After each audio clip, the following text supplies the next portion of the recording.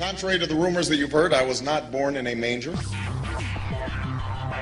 I was actually born on Krypton and sent here to save the planet Earth. We cannot continue to rely only on our military in order to achieve the national security objectives that we've set. Everybody somewhere between the ages of 18 and 25 will serve 3 months of basic training. We've got to have a civilian national security force that's just as powerful, just as strong. Yes, we can. Obama's South Korea plan will include coverage of all essential medical services. Yes, we can. Obama is a cruel hoax. He works for Wall Street. He's an agent of finance capital. Where did you come up with the number $700 billion? Here's the Treasury spokeswoman's quote. It's not based on any particular data point. We just really wanted to come up with a really big number.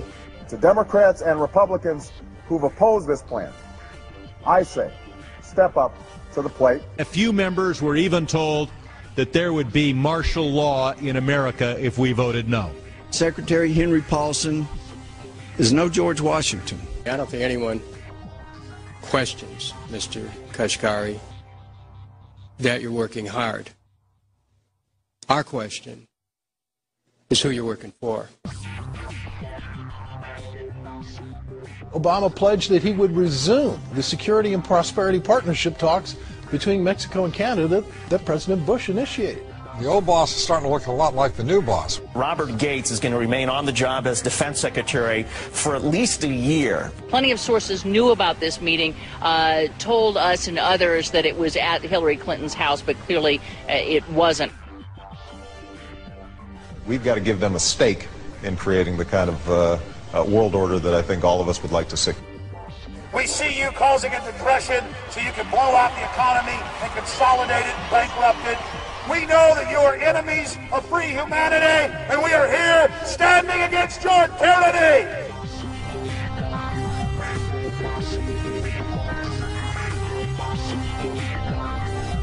The Obama deception. The truth strikes back.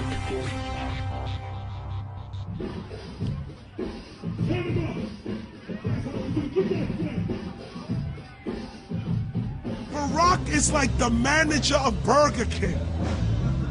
All presidents are, including Bush. It's like this. When your fries are cold, if your burger is not done right, you go back to Burger King, America, or your government, and you say, my burger's cold. I want new fries.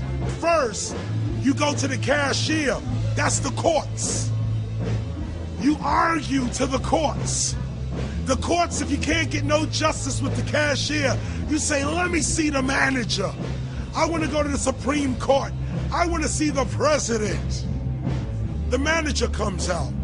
Hi, what can I do for you? Now the manager can override the decisions of the cashier, but you never get to see the franchise owner of Burger King. If you really have a problem with your burger, you need to go see the franchise owner. We need to go to the top or to the bottom. We need to go to where the real architecture of government is. And it's not in a president. It's in a global scheme.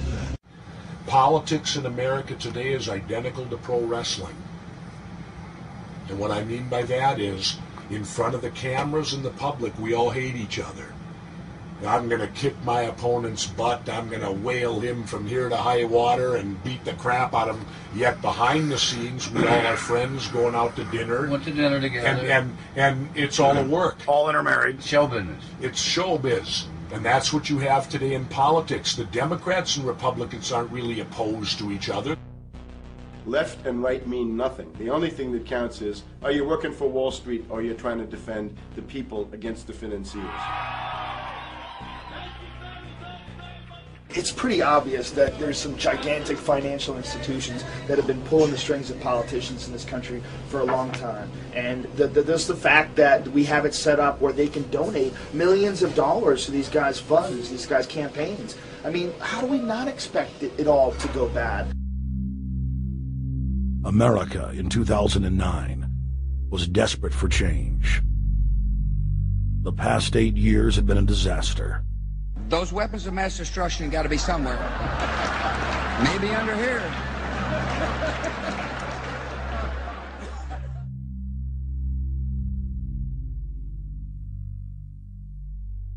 George W. Bush, who had claimed to be a conservative, had tripled the size of the federal government, shredded the Constitution, and destroyed the image of the United States worldwide. Nope, no weapons over there.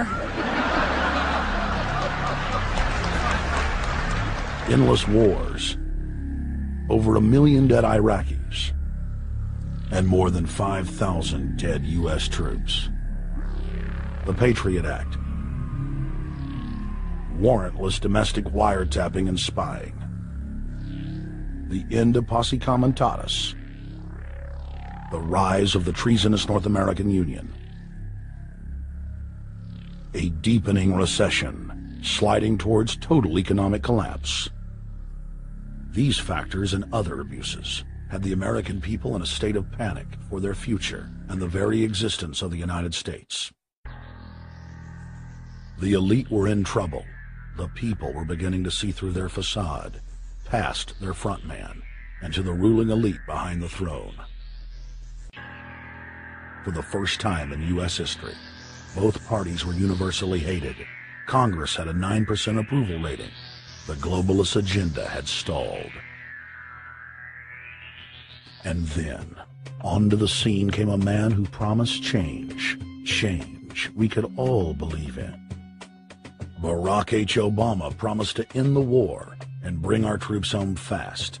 He pledged to uphold the Constitution and to stop the federal government from spying on the American people. Candidate Obama told American workers that he was going to get them out of NAFTA and GATT, and he's already breaking those promises. In this film, we will prove that Obama says one thing and does another, and that he works for the very same elite interests that Bush served, the very interest engineering the financial collapse and formation of a dictatorial world government. This film is not about left or right. It is nonpartisan. Our past documentary films are among some of the most damning indictments of George W. Bush and his administration that have ever been made. If humanity has any hope of effecting real change for the better, it will not come from the Madison Avenue false reality makers who have cast Barack Obama as the savior of the world. To alter our course from tyranny to liberty, to defeat the corrupt elite, we must get past the puppets and confront the real power structure of the planet. Now we can see a new world coming into view. A world in which there is the very real prospect of a new world order. Webster Griffin Tarpley is an accomplished geopolitical analyst and historian. Among his scholarly works are the unauthorized biographies of George Herbert Walker Bush and Barack Hussein Obama. Since Bush the elder made his speech at the United Nations back in September of 1990 talking about the New World Order, I think I've become confused about what's actually going on in the world. The New World Order is a more palatable name for the Anglo-American world empire. It's the planetary domination of London, New York, Washington over the rest of the world. It's hard to get people to join that or think they have a part in it if you call it the Anglo-American world empire. If you call it the New World Order, then people in India or someplace like that or the European Union might think, well, there's something in that for us too. But that's not what it is. It's the Anglo-American New World Order. It's really the old world order. It's the British Empire morphing into the American Empire. The U.S.-British world empire is what you're going to get. Combines of powerful men have always battled with each other over the levers of power. Gerald Celente is recognized as one of the world's foremost trends forecasters and is the founder of the Trends Research Institute. People that are knowledgeable know that the fight that this country has been waging since its inception is for the central bankers not to take over the country. And that's why people like Andrew Jackson were elected. And that's why people revere people like Thomas Jefferson and others. The takeover's happened, and it's a corporate takeover. Agents of the Bank of England, attempted to assassinate President Andrew Jackson on multiple occasions because of his resistance against a private central bank being set up in the United States. And it was something that Abraham Lincoln warned. And this is, by the way, why I believe he was assassinated. This is the Lincoln quote. "The money powers prey upon the nation in times of peace and conspire against it in times of adversity. It is more despotic than monarchy, more insolent than autocracy, more selfish than bureaucracy. I see in the near future a crisis approaching that unnerves me and causes me to tremble for the safety of my country. Corporations have been enthroned. An era of corruption will follow, and the money power of the country will endeavor to prolong its reign by working upon the prejudices of the people until the wealth is aggregated in a few hands and the republic is destroyed. Wall Street has killed Main Street." So I know how unpopular it is to be seen as helping banks right now, especially when everyone is suffering in part from their bad decisions. I promise you, I get it. Up until about the Kennedy assassination and the beginning of the war in Vietnam, the United States is a very powerful engine for world progress. It's the assassinations, the Kennedy assassination, and the others in the 1960s, the beginning of the Vietnam War, and the beginning of the absolute domination of the Wall Street Group over every other interest. Nobody else counts except the Wall Street money masters. That has now made the United States into no longer a force for progress, but something very different, often a force for destruction in the world. The military-industrial complex has taken over the country along with the Wall Street gang. If you look also at the people that Obama has put on his appointments list, it's all Wall Street. It's government of Wall Street, by Wall Street, and for Wall Street. There's nobody from heavy industry. There's nobody from the auto sector, nobody from Silicon Valley, nobody from big oil, nobody from defense, no labor, no women, no retirees, no small business, nothing. It's pure Wall Street. The only people who have a voice in Obama's councils are Wall Street finance oligarchs. That's all there is. Nobody else counts for anything under Obama. It's the most extreme Wall Street administration we've ever had. Before his death, President Woodrow Wilson apologized to the public, regretting that he had been deceived by a group of international bankers and the country's financial system had fallen into their iron grip via the Federal Reserve Act of 1913. Whether sought or unsought by the military-industrial complex, the potential for the disastrous rise of misplaced power exists and will persist. Dwight D. Eisenhower, he warned the people that the military-industrial complex was taking over the country. Only 3 years after leaving office, President Eisenhower's prophetic warning concerning the threat posed to our system of government by the military-industrial complex came to pass. President John F. Kennedy had enraged the entire elite network.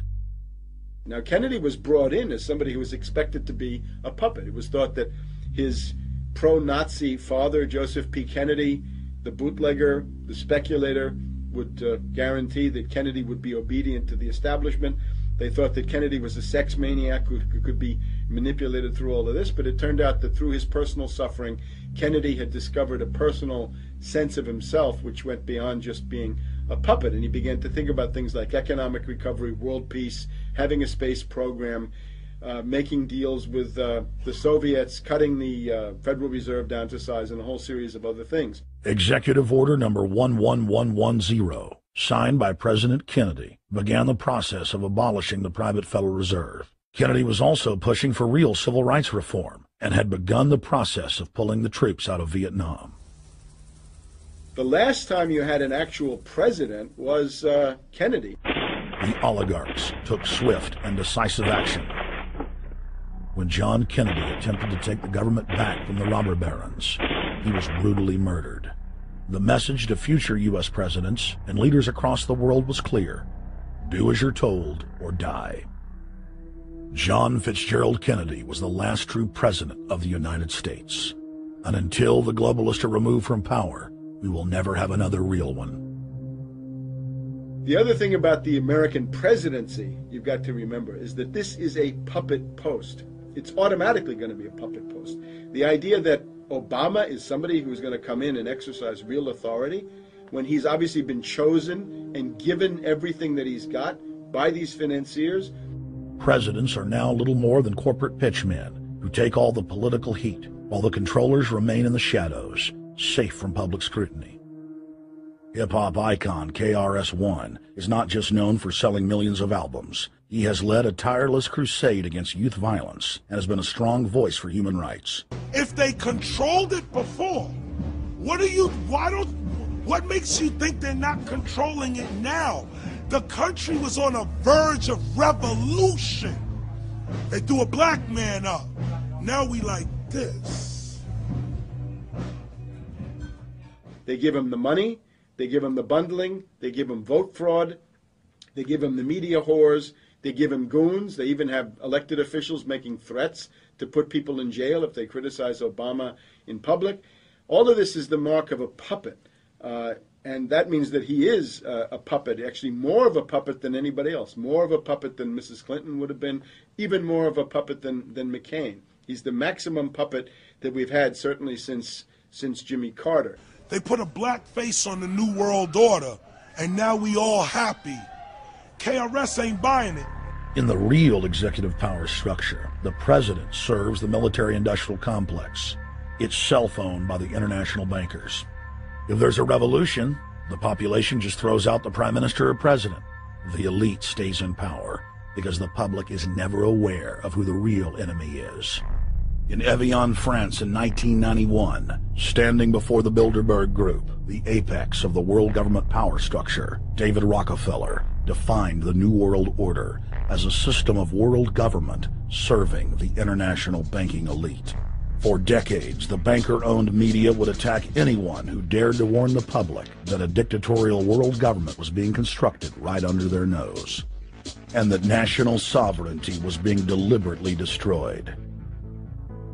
And now, after years of denial, the media and the elite themselves are proudly announcing that not only is world government real, but is the answer to the financial crisis that they carefully engineered. Suddenly, the Wall Street Journal tells us that the North American Union is here, and that getting rid of the dollar for a common currency with Canada and Mexico is good. The Financial Times of London, published by a member of the Bilderberg Group, crowed that a dictatorial world government had been kept in the shadows for our own good, and that it was now time for it to emerge from behind the curtains of national security. White House Chief of Staff Rahm Emanuel stated on record that they can't let this crisis go to waste. You never want a serious crisis to go to waste. And what I mean by that, it's an opportunity to do things that you think you could not do before.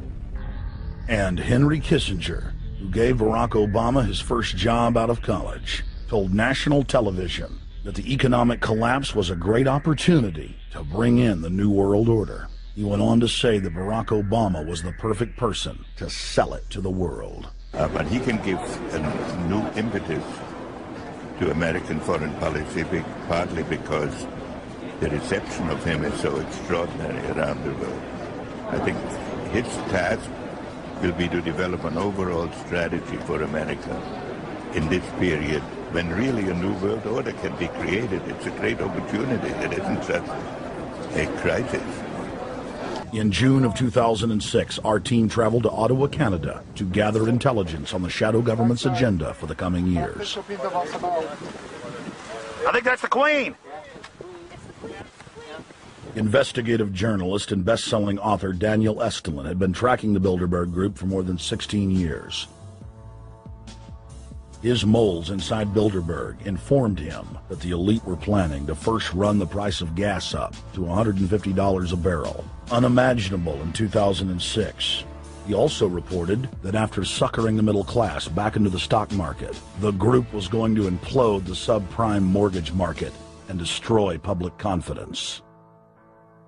Well, one of the things that we're getting from this morning's conference, this morning conference was about the energy crisis, the price of oil. The afternoon conference, which started about 4 o'clock, 4:30, they were talking about one of the American delegates, I wasn't told who exactly it was talking about the the concern that the American citizens have had with the housing prices going down, so they're not investing that money. So what they needed to do is they needed to create the illusion that everything is going well. So what they're going to do over the next year and a half is to bring the market back up to 1998, 1999 levels. They're going to get all the suckers to invest whatever little money they have left over, and that's when they're going to make the economy bottom drop out. They need to destroy the economy because as we're running out of oil, when people don't travel, at least that's what they're saying, when people don't travel, when people don't have money, they don't travel, they don't spend any money, which means you don't waste a lot of oil and natural gas. That's the afternoon's So how does conversation. this source, I mean, just ballpark, I mean, so you have this source, is it? Well, actually, there are two people who are members of the Bilderberg Club. It's actual members that are- They're members of the Bilderberg Club who for years and years and years have been going and participating in all the conversations, and they've always been dead on, always. And last year they said the oil prices are going to go up to 150. At the time it was 39, went up to 76, basically doubled. If it doubles again, it's going to be back to where these people They say. attack Iran, it will it not? Year after year, Estelin and other reporters like Jim Tucker are able to report on future events with stunning accuracy, all because they know the agenda of the Bilderberg Group. The Bilderberg Group sits at the top of the world power structure. 125 of the richest and most influential individuals on the globe make up its membership. From Istanbul, Turkey to Chantilly, Virginia, we have tracked the elusive Bilderberg Group. Bilderberg always insist on a media blackout. By June of 2008, we had already figured out that Barack Obama was the elite's puppet of choice. The national media claimed that during the weekend the Bilderberg Group was scheduled to meet, that Obama had speaking engagements set for Chicago and the Midwest. We knew better. In a classic bait-and-switch, the Obama campaign told the press corps to get on Obama's campaign plane, and that Obama would join them on the flight to Chicago. Campaign staff then slammed the door shut. The fawning press had been shanghaied as Obama's campaign aircraft lifted off without Obama. Robert, why were we not told about this meeting and that the senator wouldn't be on our flight until the doors were shut and we were about to taxi to take off? Again, we had a desire, Senator Obama had a desire to do some meetings. Others had a desire to meet with him tonight in a private way, and that's what we're doing. And we set up these meetings. They're being done tonight. Again, Is there more than one meeting? Is there more than one person with whom? I'm not going to get into all the details of the meetings. I don't know that I've got a ton more different answers for all of your questions. Obama wasn't going to Chicago. He had a meeting to attend, a secret meeting. Initially, it was believed that the secret meeting took place at Clinton's Washington, D.C. home. Obama's spokesman denied that, but won't confirm where the former rivals met. He also declined to comment on their topics of discussion.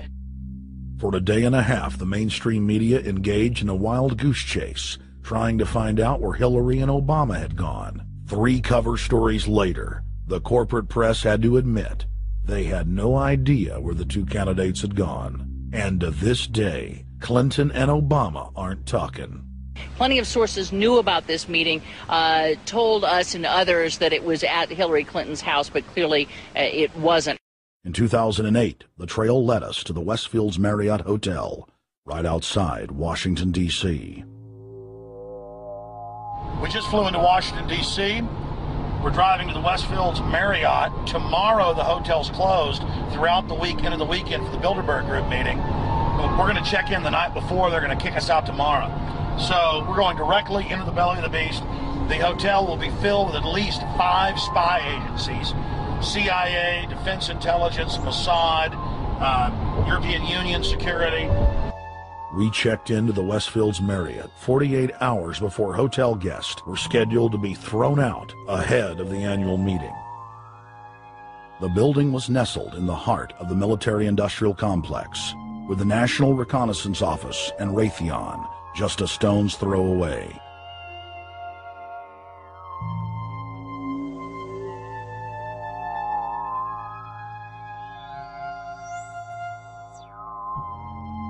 The plan tonight is to try to not get arrested, dodge the security, get in there, get some footage of the elite arriving in the morning, because some arrive before they officially lock it down, and then getting out of the building.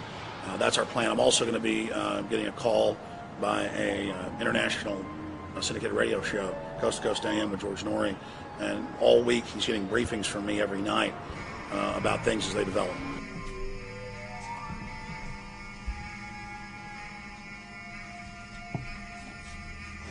George, we're sitting here in the room. As the phone rings with your producer, Tom Danheiser, to put me on, the fire alarm goes off.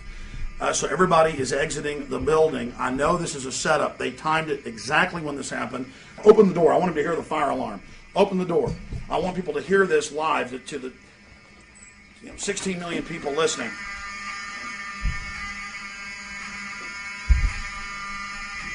George, do you hear that?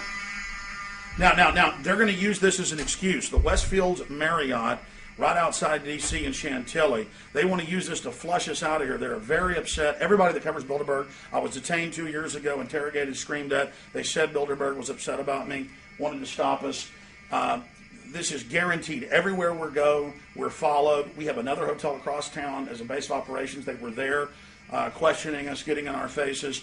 We're being followed everywhere. I need everybody's support right now. I pray to God they don't try to set me up. They may have tried to concoct this as some way to say, look, they didn't leave during a fire drill, assessing me knowing I would stay and do the interview. But again, the moment the phone rang with Tom Danheiser, the moment the phone rang, the guys answered it, I'm standing there, the alarm goes off. It's going off right now. The guests are exiting the hotel out there. Of course, there's no fire.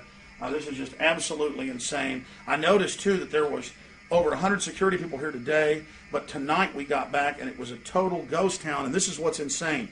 We have a security guy walk up to us 30 minutes ago, about 25 minutes ago, before this happened, and said, "What are you guys doing?" We said, "We're just walking around checking out the artwork in the hotel," which we actually were admiring, but we were also going around getting some footage. And they said, "Well, no cameras allowed." We said, "Fine." And then he said, "Yeah, we had somebody do a fire alarm a few weeks ago, and me and Rob, my camera guy, were on. Why is he telling us about a fire alarm?" I forgot that part, George. These bastards have done this. I don't know how. They're planning to try to set us up or something, but this is incredible. We are here in the middle of this right now, George.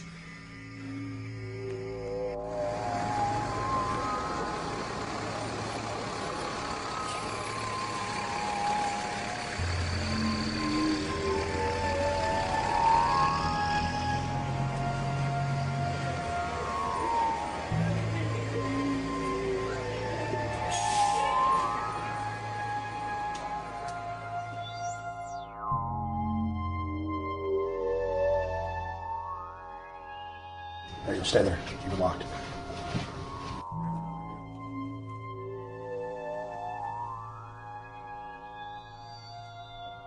Let's go. Let's get out of here now, Richard. Don't screw around anymore. We got out of here on exactly the right time. Is this the way out? Yeah.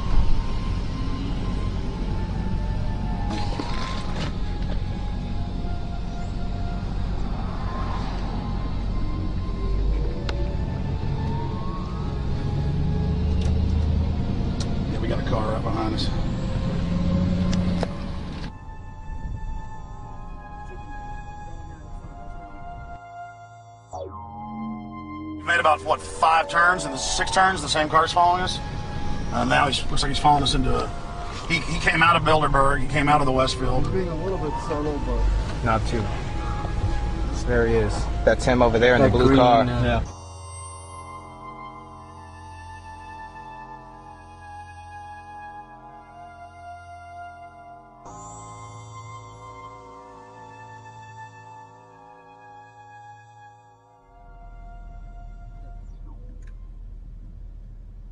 We're headed back to the Marriott here in Chantilly, Virginia, the scene of Bilderberg 2008. We successfully infiltrated the last day and a half inside, got out with some great stuff. We've been tailed, and now we're going back to cover the dignitaries, the elitists, as they arrive. And right now is the prime time for them to start arriving for the next 3 or 4 hours. We took about a 30-minute break. I'm sure we missed a few, but it doesn't matter. Because we've got scores of people that just organically are listeners, info warriors that are out here taking action.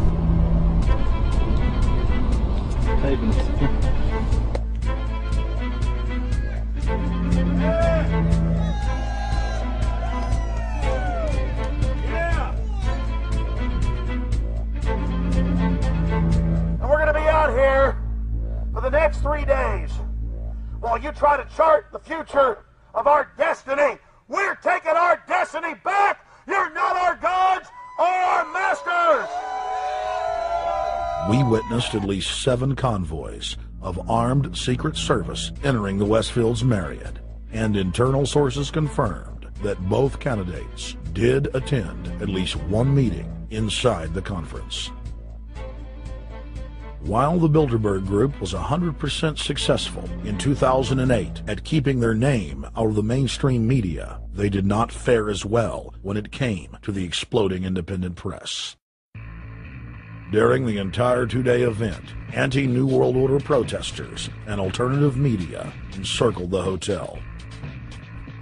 You're being exposed everywhere! From David Rockefeller, from John Edwards, from Bill Clinton. Your game of secrecy is over! You're gonna pay! Get it, game! It's up close! You piece of trash! This is Bernanke, man! Bernanke, you're going down!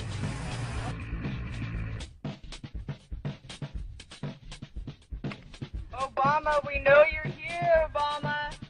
You cleared your schedule for the next 3 days. We know you're in Virginia. Arch criminals! New World Order scum! We are not your slave scum! Brave Americans came from all over the United States and bullhorned the main conference hall at close range as the global power brokers schemed inside. You are criminals! You control the central bank, you control the currency, and you're turning our beautiful country and world into a nightmare! The global elite are desperate to keep their organizational meetings a secret. They are keenly aware that if the population discovers that policy is being developed covertly by powerful special interest, the people will revolt. It is our duty to expose these criminals. It's a criminal act under federal law for federal officials to have private meetings to discuss world policy with non-federal workers. So everybody from the State Department, Treasury Department, White House, Defense Department, and others who show up, as they always do, they're committing a criminal act simply by being here to attend a secret meeting with officials from other countries to discuss U.S. policy in the world. So literally it's a criminal act. And every newspaper, every broadcaster has a patriotic duty to expose these scum and the evil they project. The election primaries served as a great diversion, while the true future course of the nation was being set behind closed doors. You've got, obviously, the Bilderberger Group, founded by the former Nazi Prince Bernhard of Holland. You've got the Trilateral Commission, founded by David Rockefeller's Zbigniew Brzezinski. They're the ones who ran the Carter administration. Everybody in the Carter administration, from Carter and Mondale and Volcker and Brzezinski, were all members of the Trilateral Commission. Founding member of rap sensation Public Enemy, Professor Griff, gave us his view of the Obama phenomenon. Barack Obama's been given a pass by the Blue Bloods. He's been given the okay by certain secret societies for them to let him in. I truly believe imperialism and fascism needs a facelift. And that facelift is going to have to be black. And the reason why I believe that, simply because I think they're trying to go into Africa. Well, they're already in Africa. But they want to totally control all the natural minerals that they're going to need to carry themselves into the 21st, 22nd, and 23rd centuries. You follow me? So I think they have to go through a phase of galvanizing the masses of dark-skinned people that truly believe that change needs to come, but the change that they're talking about is not necessarily change for the better as far as the masses of the people. It's probably a better change for them. It's not going to change for us, the little man on the totem pole. And no one looks at the agenda. Long as he positions himself right, have the right tie on, have the right smile, repeats the slogans over and over and drives it home, the average American is just going to swallow it hook, line, and sinker. And we don't even know what the agenda is. Writing in his 1964 book, With No Apologies, Senator Barry Goldwater said, The Trilateral Commission is intended to be the vehicle for multinational consolidation of the commercial and banking interest by seizing control of the political government of the United States. The Trilateral Commission represents a skillful, coordinated effort to seize control and consolidate the four centers of power: political, monetary, intellectual, and ecclesiastical. What the Trilateral Commission intends is to create a worldwide economic power superior to the political governments of the nation-states involved. As managers and creators of the system, they will rule the future. Bilderberg issues executive decisions and prime directives to its subdirectorates for implementation. The Trilateral Commission takes the Bilderberg Group agenda and executes it through regional roundtable groups throughout Europe, Asia, and the Americas. The Council on Foreign Relations serves as the managing roundtable group in the United States sector. The Council on Foreign Relations has dominated every administration since the days of FDR. The way in which they make policy and rule is that they are a polycentric oligarchical system. You have to be a finance oligarch. Remember, this is not a society ruled by generals, not by priests, not by bureaucrats, not by demagogues, none of those, but by bankers. Bankers rule, and the bankers set up these institutions. They set up things modeled on the Royal Institute for International Affairs, Chatham House, and the Milner Round Table of the period right after the Boer War, so even before World War I. You had the British setting up these round tables, institutes with publications and conferences, and this is how they make policy. Upon Obama's inauguration, members of the Bilderberg Group, Trilateral Commission, and CFR flooded into every position of power in the executive branch, replacing Trilateral Commission and CFR members who previously filled the positions during the Bush administration. When you look at the U.S. ruling class, you'd have to say that they're a really pathetic bunch of failures and bunglers. They are a miserable excuse for a ruling class. And that's one of the big problems we have, is you go from Clinton to Bush to Obama. What stays the same is the ruling elite that gives these puppets the orders that they act on. And these orders are wrong-headed, let's say the least. They're basically bankrupt. They're going to lead to the collapse of this civilization. What they're doing is using the existence of the United States as a formerly powerful nation state to act out their Wall Street fantasies of world domination and maintaining their capital structures and maintaining their system of looting. And this can't be done. So the basic question is, they've hijacked our country, and you got to take it back from them. You've got to drive Wall Street out of the government, and at that point, you'd have a reasonable chance of getting back to prosperity and some kind of peace and order in international affairs. We had a chance to speak with economist and author George Humphrey. They have created a power elite, and we're not talking about the millionaire down the street. You can't even be a member of their club unless you're a multi-billionaire. And friends, this is not about rich versus poor. This is about a very, very small handful of the worst criminal element on this planet, manipulating and destroying the good people of this nation and of this world. About this Obama with change. Look at the people he's put in to mastermind the economic recovery. Larry Summers. I love it. Every time they talk about Larry Summers, he's always brilliant. He's another brilliant one.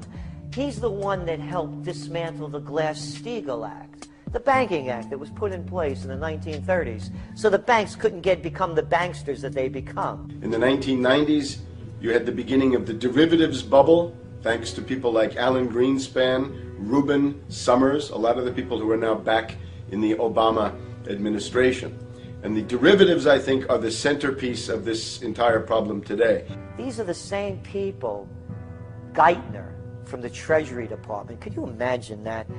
Now we have the U.S. Treasury Secretary, who also is a Robert Rubin protege of the Larry Summers group, that dismantled Glass-Steagall and broke apart the regulations that would have prohibited the banks and brokerages from becoming these criminals. He was the former president of the New York Federal Reserve, And now he's our Treasury Secretary? And as we all know, the Federal Reserve is as federal as Federal Express. It's a private bank. And now we've put this guy in charge of it? I mean, Wall Street has hijacked Washington in broad daylight. Every single one of his appointments support the status quo. Every one of his appointments are there to screw the American people. Every single one of his appointments are people who are working to bring down the Republic and the Constitution of this country. Secretary of the Treasury, Timothy Geithner, Bilderberg Group and Trilateral Commission member.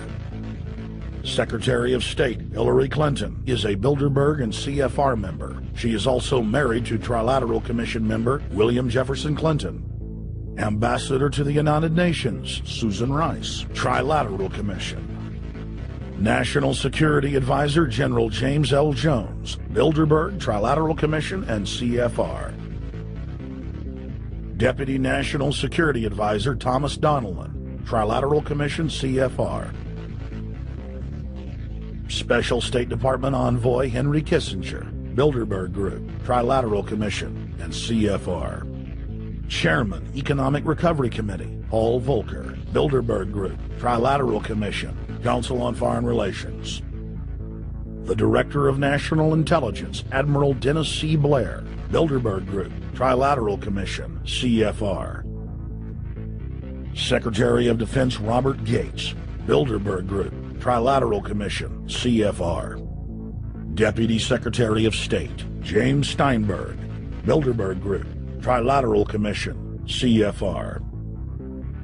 State Department Special Envoy Richard Haas, Bilderberg Group, Trilateral Commission, and President of the CFR. Obama Presidential Advisor Alan Greenspan, Bilderberg Group, Trilateral Commission, CFR. State Department Special Envoy Richard C. Holbrooke, Bilderberg, Trilateral, CFR. And the list goes on and on. Even if Barack Obama were the most wonderful person in the world, he was groomed and brought to power by the global elite to carry out their agenda. Humanity must look past Obama and realize that presidents come and go, but the shadow government and their program of global enslavement continues. How could people be so stupid and gullible to believe a bunch of political people? So people who voted for Obama were trying to express, I think, first of all, something worthwhile. The hatred for Bush, Cheney, the neocons, the desire to punish the Republicans for their adventures, their police state, and their economic depression. The second question was on the economy. People felt that Bush was selling them down the river into a world depression. He is, of course, the new Herbert Hoover in that regard, so they were trying to get something different from that. The tragedy, of course, is, and this is really why Obama was groomed and prepared over a period of almost 30 years now, that Obama is there to frustrate and to deceive all of those hopes. Obama is a cruel hoax. He's a bogus sham. He's an absolute denial of everything that you'd expect from an American president. It is very disturbing to see well-meaning people falling for high-tech propaganda over and over again. It happened after 9/11. The American people en masse were swept into a mob psychology, irrationally throwing their common sense to the wind and doing whatever the administration told them to.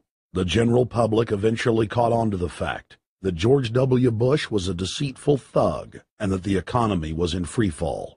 In the midst of it all, Barack Obama was there, speaking out against the abuse of the people at the hands of the establishment. With the election of Barack Obama, the world rejoiced that the United States was no longer in the hands of madmen. But unfortunately for humanity, this was another vicious fraud. I want to like the guy. He speaks gently. He's intelligent. He seems to be a man of peace. He is just as charismatic as they come. But you know what? Is that a tree is really, really measured by the quality of its fruit. And when you kind of put away all the flowery words, when you put away all the rhetoric, when you put away all the rock and roll music, what he does is what's important for the people of this country, starting with the truth. Obama is notoriously a liar. He promised that he would get out of Iraq, I think within 16 months at some point. We had Samantha Power telling the Scotsman that he wouldn't be bound by those promises, and sure enough, he's now not going to be bound by those promises. Obama pledged in hundreds of speeches and interviews that within 6 months of being elected, he was going to bring our troops home from Iraq. But after he was inaugurated, the story changed. Now he said that they would look at bringing some of the troops home in 16 months. 2 weeks later, his story had changed again. Now the administration would look at bringing the troops home in 23 months. Well, Obama's already fudging. He's fudged since day one in this election, where he first said we're getting out. Well, now it's a timetable, and now it's da-da-da, because they're getting to him. They're understanding that, and he ain't going to be able to get him out because people more powerful than him got us in. When he first ran, remember, he was going to take the troops out. I get in there, troops come home. Day one. There is no military solution in Iraq, and there never was. I will begin to remove our troops from Iraq immediately.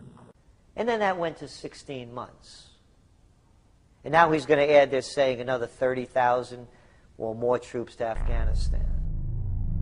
Next, he sent 30,000 more Marines to Afghanistan, doubling the total number of forces in the crosshairs. Barack then announced that he was going to move missile systems into Eastern Europe to encircle Russia. But after all, what should we expect after he kept Bush's Secretary of Defense Robert Gates?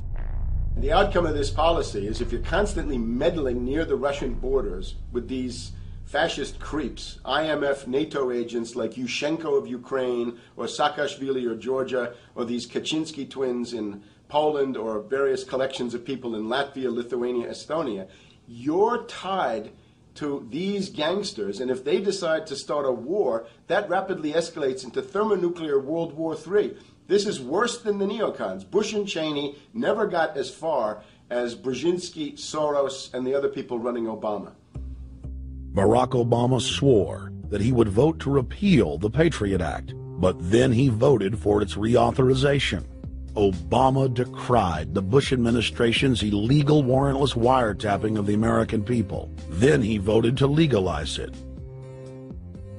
Obama pledged that he would filibuster any attempt to give retroactive immunity to the telephone companies, the telecom companies, except he then turned around and voted for that bill. Most people don't know, for example, that he voted to reinstate the Patriot Act and more government wiretapping. Candidate Obama told desperate factory workers in speech after speech that he was going to renegotiate NAFTA and GATT to make it more fair for American workers. It is absolutely true that NAFTA was a mistake. But then his campaign was caught sending out memos to top corporate leaders, telling them not to worry and that it was just campaign rhetoric. We had Obama saying, you know, I'm against free trade. I don't like NAFTA and all those free trade sellouts. We had Austin Goolsbee going to the Canadian diplomats and saying, don't mind him. He's just popping off. That's just election-era rhetoric. Doesn't mean anything. Presidential candidate Barack Obama was publicly criticizing the North American Free Trade Agreement in a bid for votes, but privately telling Canadian officials not to worry about it. He said that he was going to bring us peace in the Middle East. He said that he was going to bring us transparency and a balanced economy. He said that he was going to not have lobbyists. He said he was going to clean up government. He said he was going to work for the environment. And point by point by point, within the first month of his inauguration, he has lied and deceived and cheated the American people. The people of the United States and the world were filled with hope that Obama was the real deal when in his first week in office he signed an executive order supposedly closing Guantanamo Bay and other secret prisons. Then the press actually had a chance to read the executive order and were shocked to find that the executive order only said that Obama was thinking about closing Guantanamo in a year. But worst of all, the executive order continued the practice of rendition, which the LA Times called secret abductions. They don't know. They think that he's signed off immediately on closing Guantanamo, but he's allowing prisoners now to be taken to foreign countries and not knowing where they're sending them and to be tortured in foreign countries. They don't know that they kept that provision in there.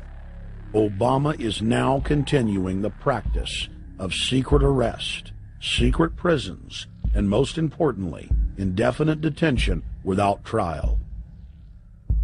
When a British High Court said that it was preparing to release secret British and U.S. torture orders that prove that the Bush administration was ordering personnel to systematically abuse detainees, Barack Obama threatened to cut off all U.S. intelligence ties to England. To add insult to injury, he stated that the program was important to national security, not only endorsing Bush's crimes, but continuing them.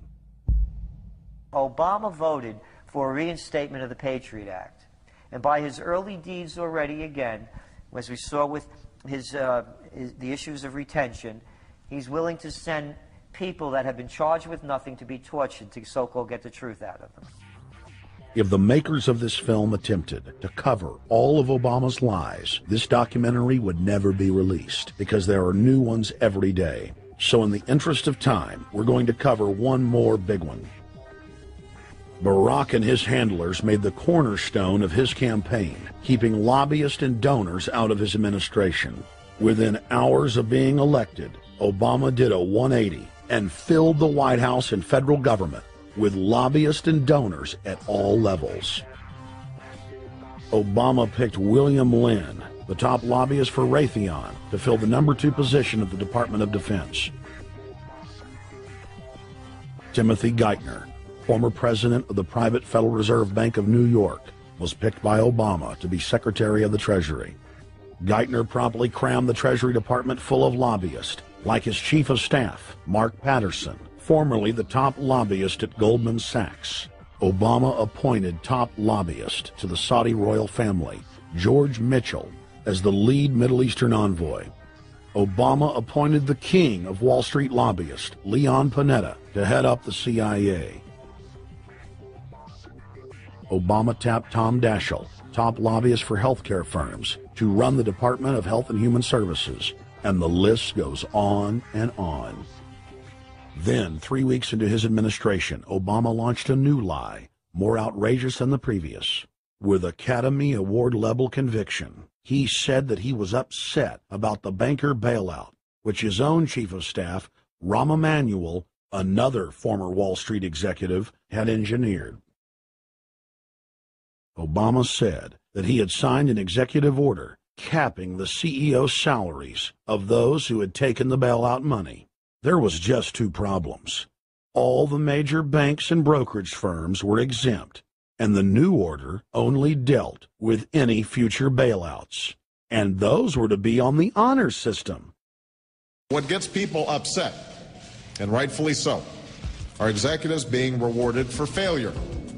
AIG, Bank of America, and Citigroup, which have received billions in bailout money, don't fall under this plan. Only banks negotiating future agreements with the government will be restricted. But this appears to be built on an honor system, and White House Press Secretary Robert Gibbs had a hard time explaining how enforcement would work. Well, let me get, I will get clarification from Treasury on that. Generally speaking, this is already the biggest liar and the biggest disappointment that we've seen in recent history. And again, qualitatively beyond the rather low standards set by Bush the Elder and Clinton in terms of delivering on promises. Bottom line, Obama is a fantastic actor and an even better liar. His track record is clear.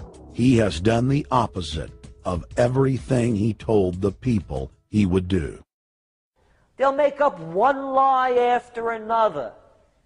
And if you believe these people, knock yourself out. I don't believe a word they say.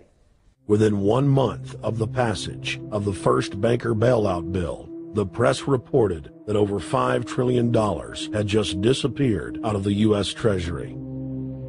By December, the amount of money that had been stolen had reached $8.5 trillion. The leadership of both political parties circled the wagons and would not discuss where the money had gone. In the Fed! In the Fed! In the Fed! Informed Americans protested the private Federal Reserve System at all 38 of their regional governorship offices. Arrest Bernanke and Paulson! Arrest all the criminals that stole the banker bailout money! It was refreshing to see people standing up against the real power structure, not being distracted by the elite's frontmen like George W. Bush and Barack Obama. We traveled to Dallas, Texas to cover We the People taking on the real enemy. Hey, I want to talk to the workers up there on the parapet. The ones smoking cigarettes and just jump back. You're with the American people, we know that. But understand, ask the workers inside. You're not in a federal government building. You're in a private Federal Reserve that uses that name as a fraud. That'd be like if my first name was Federal Reserve Jones. I'm still not the federal government. I'm not a federal agency. But if I said my name was Federal Reserve, I could go out and pay off politicians and get them to allow me to get into power so I could issue the currency and credit, and then I could buy up the world. That's what these criminals have done. A lot of people think that the Federal Reserve is already part of the government. They're not. It's controlled by cliques of unelected, unaccountable bankers meeting in secret. Most of these people have never even been through the formality of a Senate hearing or a Senate confirmation. They claim that they're part of the U.S. government. They masquerade as if they were part of the U.S. government. But in reality, this is a purely private operation. Jackals, hyenas, raptors, all of them loyal, not to the American people, but to the Wall Street banks, which is where most of them come from. Everyone is pointing to Barack right now, President Obama, as saying, you got to get the economy together. You got to get the economy together. When in fact, the president has very little to do with the economy. It's the Federal Reserve chairman that at least sets the policy. That's a privately owned company, the Federal Reserve Bank. They set the agenda. These guys are masquerading as a federal institution. They are a private banking consortium, and this is their front, their holding company. The Federal Reserve is not federal. It's a front for a private banking cartel. That's on record in congressional testimony, and they're the ones orchestrating the economic collapse we're seeing right now, so that's why we're here. While at the In the Fed rally outside the Federal Reserve Bank in Dallas, Texas, we spoke with Ron Paul's brother, Wayne Paul. 1913, the Federal Reserve Act was passed, floor of the House, where 3 members of Congress were on the floor. At that time, they only needed a majority of votes to pass it. So in 1913, the Federal Reserve Act was passed. 20 years later, 1933, under Roosevelt, the United States was declared bankrupt.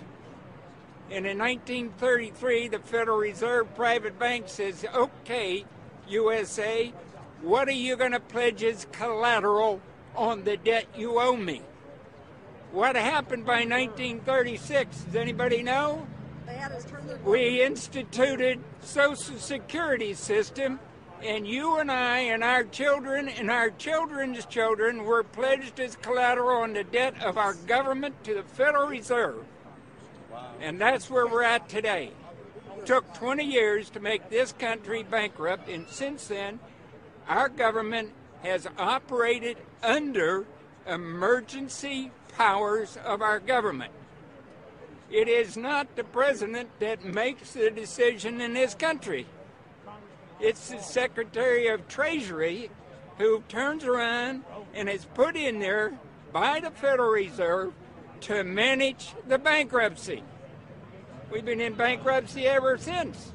So to print $700 billion and to give it away, how do they get away with it?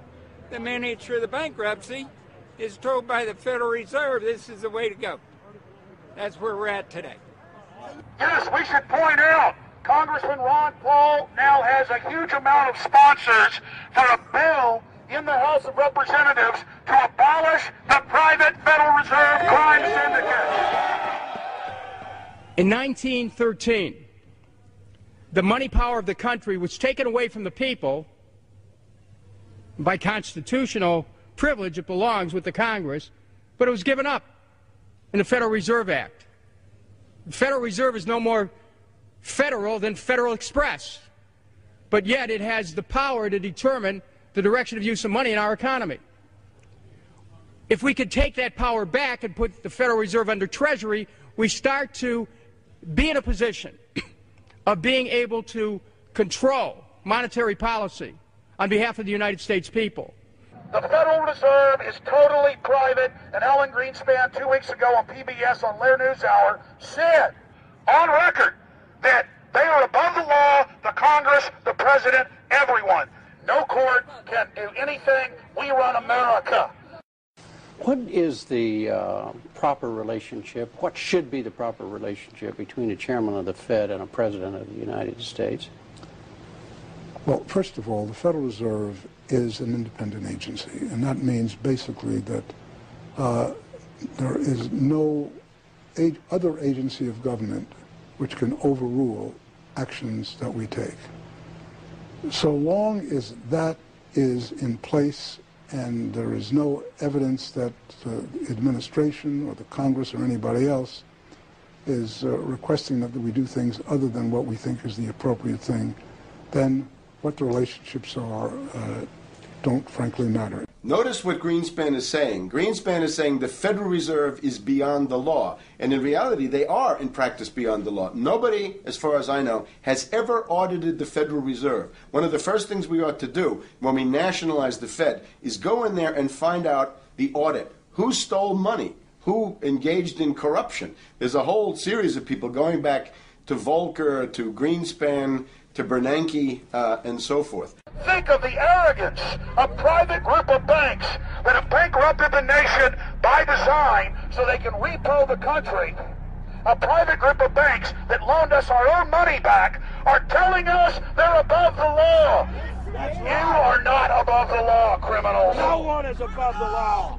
No one is above the law, and the private Federal Reserve sure as hell isn't either.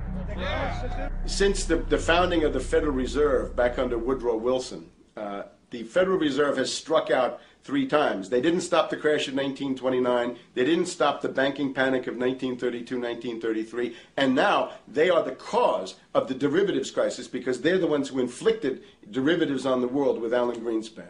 Instead of our economy being about goods and services and real products and manufacturing, it's all about these guys, the private Federal Reserve that masquerades as a government entity who controls the issuance of currency and credit.